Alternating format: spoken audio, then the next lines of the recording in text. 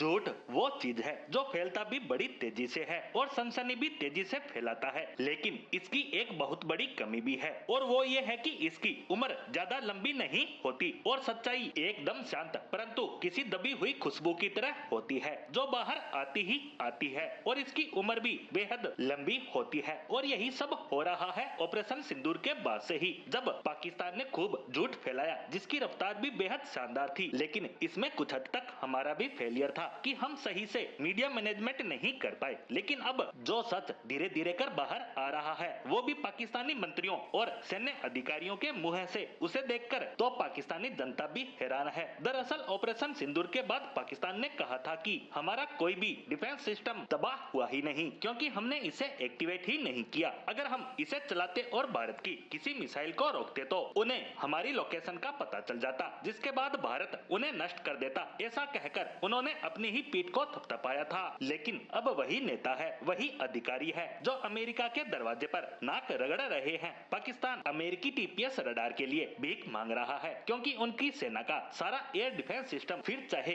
वह नौसेना के पास हो, वायुसेना के पास या थल सेना के पास के छोटे बड़े रडार, इनसे टीपीएस भले ही छोटा नजर आता हो लेकिन ये उनसे ज्यादा क्वालिटी का है। इससे ज्यादा इफेक्टिव रडार इनके पास नहीं है और उसे भी भारत ने ऑपरेशन सिंदूर के दौरान चीनी रडारों के साथ तबाह कर डाला था। और इस समय स्थिति यह है कि पाकिस्तान के पास कोई ढंग का डिफेंस सिस्टम तो दूर, ऐसा कोई सिस्टम है ही नहीं जो भारत के किसी हथियार को रोक सके। और इसीलिए कभी असीम मुनीर अमेरिका में दिख रहा है तो कभी वायुसेना प्रमुख जो अमेरिका से मांग कर रहे हैं कि हमारे पास उतने पैसे तो नहीं है, फिर भी आप हमें टीपीएस रडार दे दीजिए जो आपके लिए तो पुराने हो चुके हैं ताकि कम से कम हमारे एयरबेस की सुरक्षा हम कर सके। अब आप कहेंगे कि जब हमने पहले ही टीपीएस को तबाह कर डाला है तो वो इससे क्या कर लेंगे, तो बता दूं कि इसमें भी गेम है। एक तो वो अपनी जनता को दिखाएंगे कि हम अपनी सुरक्षा को दुरुस्त कर रहे हैं, जिसके बाद भारत अगली बार हमारे सैन्य अड्डों और एयरबेस पर हमला नहीं कर पाएगा। दरअसल पाकिस्तान अभी भी खौफ में है क्योंकि राणा सनाउल्लाह जो पाकिस्तानी प्रधानमंत्री के चीफ एडवाइजर हैं, उन्होंने बताया है कि हमारे पास सिर्फ 30 से 40 सेकंड का ही समय होता है ब्रह्मोस मिसाइल के अटैक को रोकने का,